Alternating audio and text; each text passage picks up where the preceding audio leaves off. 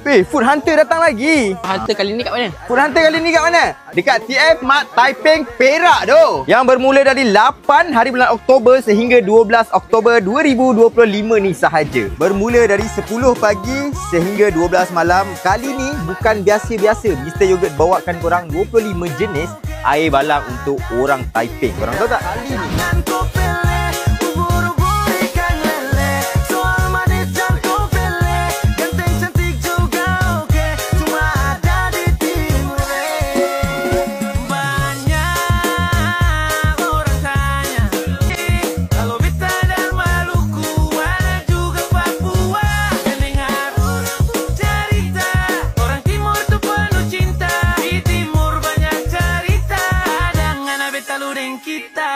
bahasa lagi, yang dia juga ubur-ubur ikan lele.